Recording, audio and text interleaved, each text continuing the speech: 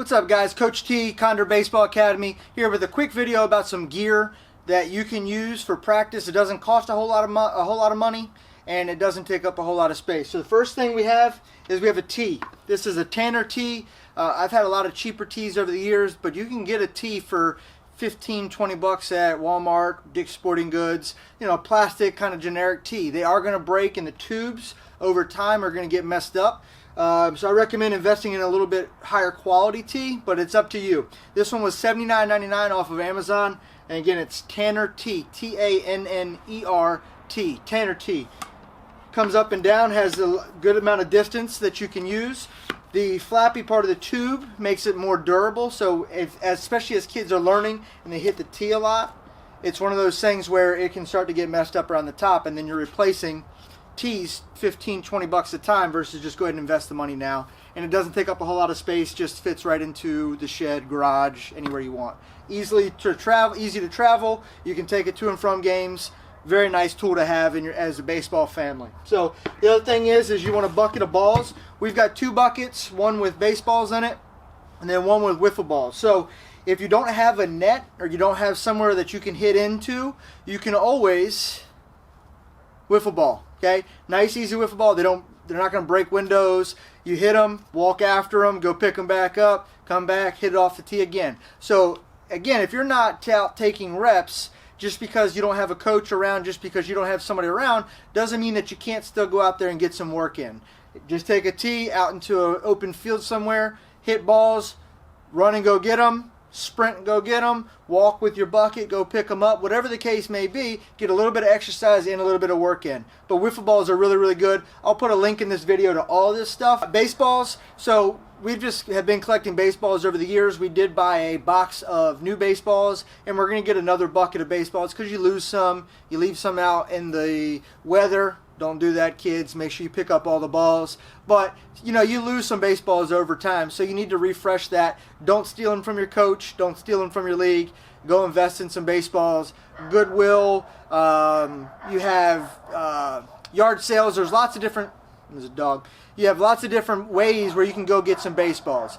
Go around looking at baseball fields, maybe something that's been left. Yard sales, as I mentioned, or Goodwill, things like that. There are other options, but you want to get some baseballs in a bucket.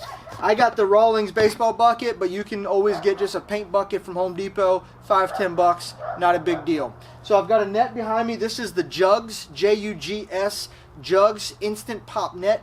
Comes with a case, carrying case, so you can take it to and from the field. You can set it up anywhere, tear it down, put it right back in the car. I think that's $100 bucks, but I'm not 100% sure. Again, I will put a link in the description of this video. The other two things that we have, and they're not, you don't have to, but we have a heater. We have a heating top on top of a propane tank. While we're out here working, when it's a little bit colder, you know, we can get our hands nice and warm. The other thing that I have is a spotlight that we use out here. We set up behind, and a nice spotlight, so we can work pretty much, you know, through the night. Not that we're out here working 8-9 hours a night, but you get the point. Sunlight's not going to stop us. You know, we spend a little bit extra money because we want to do a little bit of extra work, but the basics, you just need some balls in a bucket to keep them in, a tee, and a net or an open field. We also have these horse stall mats. So versus getting all muddy and nasty and slipping, we just got a big 4 foot by 4 foot by 5 foot horse stall mat for 50 bucks. Got home, cut it in half. He's got his spot to hit. I got my spot to sit on and do my soft toss or watch his swing, do whatever I need to do. So again, not much. That was probably the biggest pain in the butt in this entire backyard setup. But you really don't need much. All you need is a dream. All you need is a goal. You've got to know why you want to do it, and you've got to be willing to go put in the work.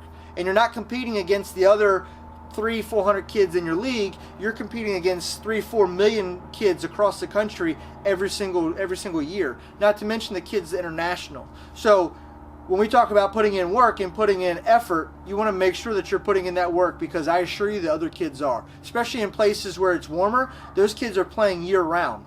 I'm not saying to do that. In fact, I recommend exploring other sports, giving your arm time to rest. I'm not a year-round kind of baseball guy, and I don't suggest you are either. But in some of the warmer parts of this country, and certainly international, they're playing year-round. And so if that's the competition that we're going to be going up against and they're preparing that way, we need to do our best to prepare that way as well. So hope that helps. That, again, just a quick video on some gear that you can get set up in your backyard. Not a whole lot of space, not a whole lot of money, and kids can do it on their own if mom and dad have to work, or mom and dad aren't around for whatever reason. So hope that helps, guys. And again, I'll put a link in the description. Let me know what other videos you want to see or what some things you want me to cover.